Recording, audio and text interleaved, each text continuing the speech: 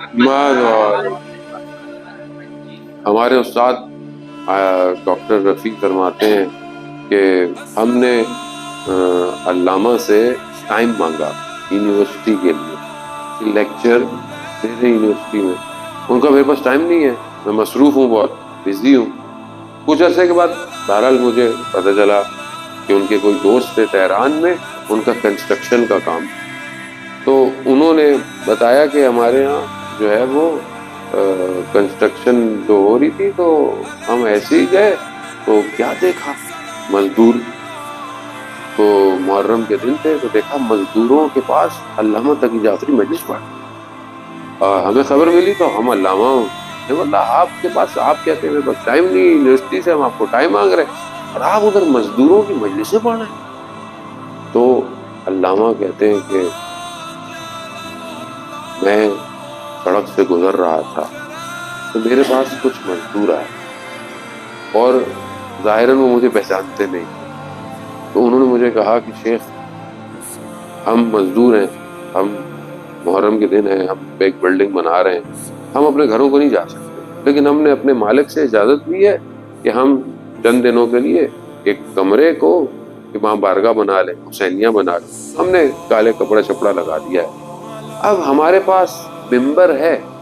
ممبر ہی نہیں ہے، یعنی ممبر تو بنا لیا، اب ہم لوگ تو غریب ہیں، مزدور ہیں، تو شیخ ہمارے لیے امام حسین کی مجلس پڑھ دو گے؟ تو علامہ کہتے ہیں کہ اس وقت میں نے، کہ میرے دل میں خیال آیا، مجھے نہیں پتا میری زندگی کا کون سا عمل قبول ہو، شاید یہ مجلس میری زندگی میں قبول ہو جائے۔ اب یہ اسی لیے انسان، آپ دیکھیں کہ ان کی زندگیوں کی خیر و برکت دیکھیں، ان ہستیوں کے کام دیکھیں، بہرحال ان کے اعتبار، تو بہرحال ہمیں بھی اذان محترم پہ امام کہتے ہیں زندگی کا ایک دن کم ہو رہا ہے، کوئی مصیبت ہے نا، ایک دن چلا گیا، ایک دن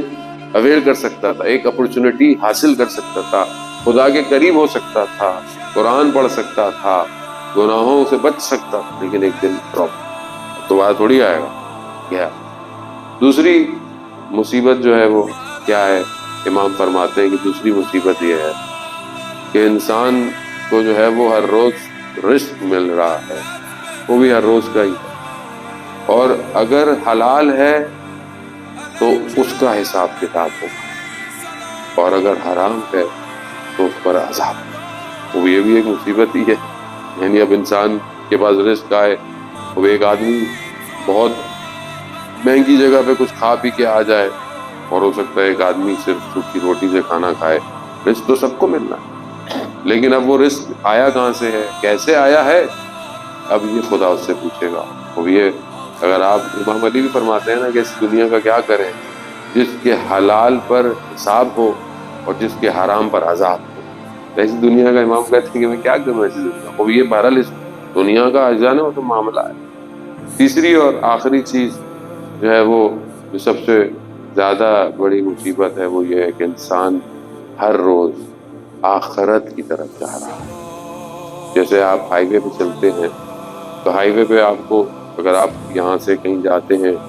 ساؤتھ جاتے ہیں، کسی اور نارتھ جاتے ہیں، تو بہرحال اگر آپ نے، ہو سکتا ہے بورڈ نہ لگے ہوئے ہو، لیکن آپ موبائل میں ایپ میں لگاتے ہیں تو لکھا ہوا آتا ہے کہ 10 مائل 10 کلومیٹر، پھر قریب جاتے ہیں 9 کلومیٹر 7 کلومیٹر 2 کلومیٹر، جتنا بڑھتے چلے جاتے ہیں راستہ بڑھ نہیں رہا، کم ہو رہا ہے، زندگی بھی ہر روز کم ہو رہی ہے، آخرت کی طرف بڑھتے جا رہے ہیں، اور یہی بہرحال آخرت ہے۔ اب ہمیں نہیں پتا کہ اب کب، کون سا دن، کون سا گھنٹہ، کون سی ساعت ہماری زندگی کٹ ہو جائے، کسی کو نہیں پتا۔ میں یہاں سے اتروں نیچے، میری سانس نہ آئے، علامہ ذیشان حیدر جوادی اللہ مقامہ، خدا ان کے درجات بلند کرے، روزہ عاشورہ مجلس پڑھ رہے تھے ابو ظہبی میں، اور عاشورہ کی مجلس پڑھی، اور ٹینٹ لگتے تھے، کناتیں لگتی تھیں، اور کہا انہوں نے کہ یہ ٹینٹ نہیں ہٹانا، کناتیں نہیں ہٹانا، اللہ کے ولی تھے، انہیں پتا تھا عاشورہ ہی کے بعد ان کا انتقال ہو گیا، انہی ٹینٹوں کے اندر بہرحال ان کا جنازہ ہے۔ وہ بھی ہر کسی کے نصیب میں نہیں ہوتا کہ اس کو پتہ چل جائے کہ اس نے دنیا سے کب جانا ہے، لیکن بہرحال ہر روز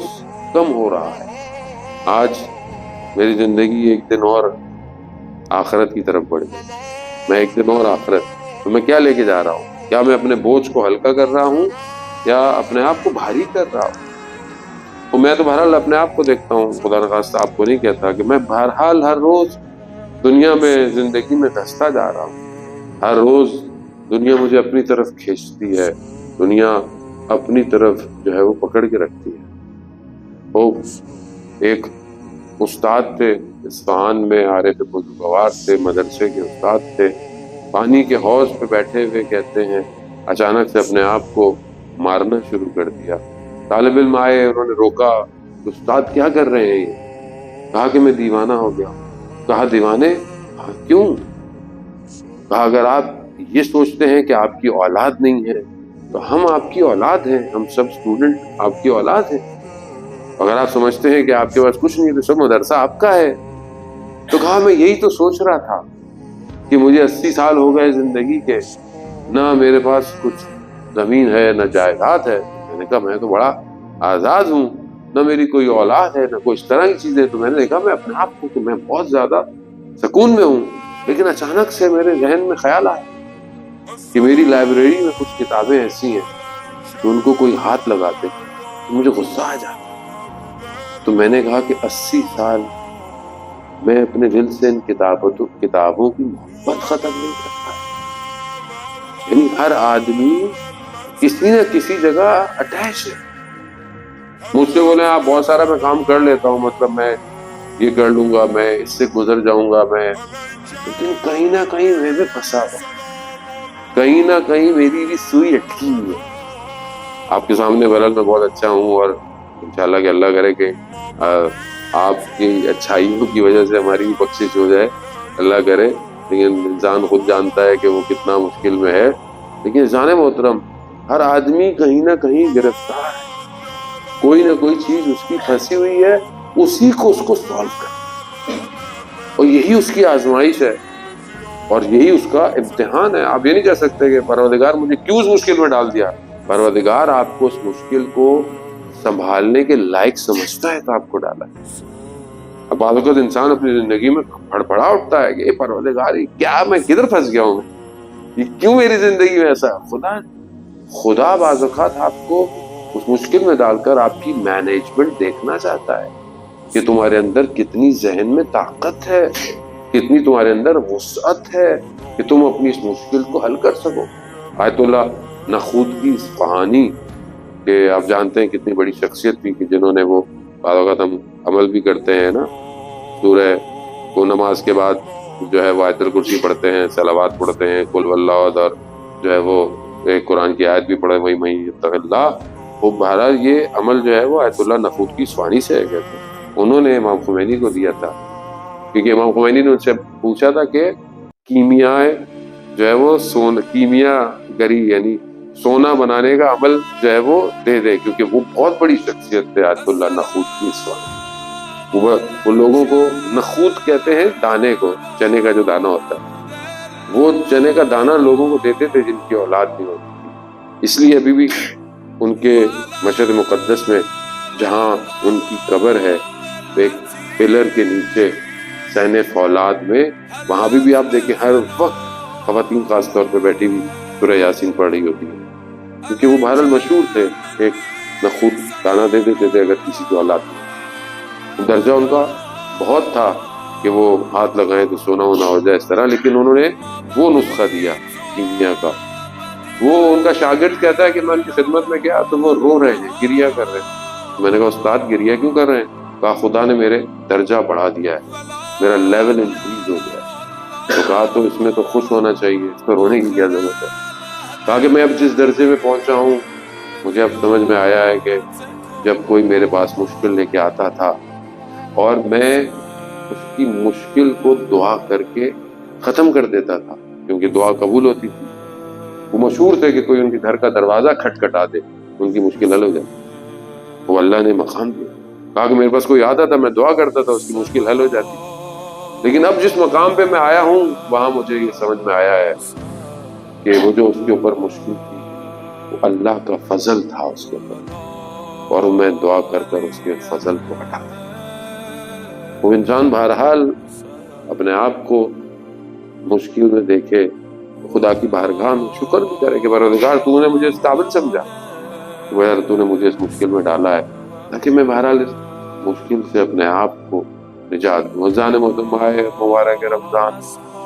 انہی انرجیز کو، انہی انٹرنل پاورز کو سٹرونگ کرنے کا مہینہ ہے کہ ہم اپنا اور خدا کے رابطے کو مضبوط، جس کا کنیکشن جتنا مضبوط ہو جائے گا اتنی اس کے اوپر چیزیں اوپن ہو جائیں کہ انشاءاللہ بہرحال آہستہ آہستہ ہم شب قدروں کی طرف جا رہے ہیں، اور ہم کوشش کریں کہ ہم شب قدر کو درک کر سکیں،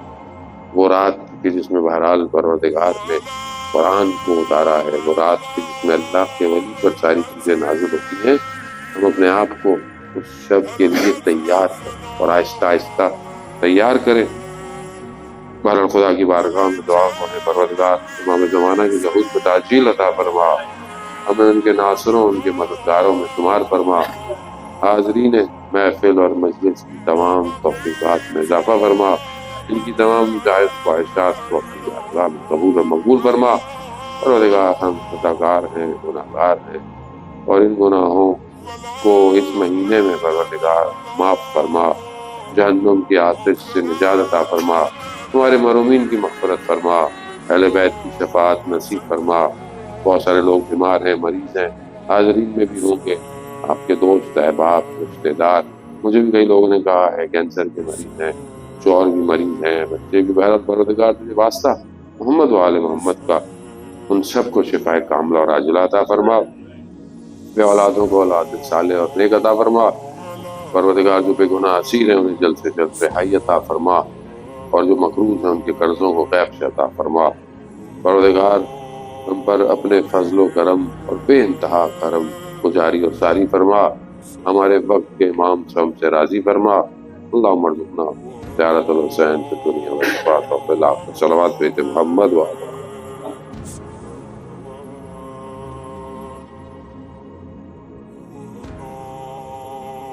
was falling.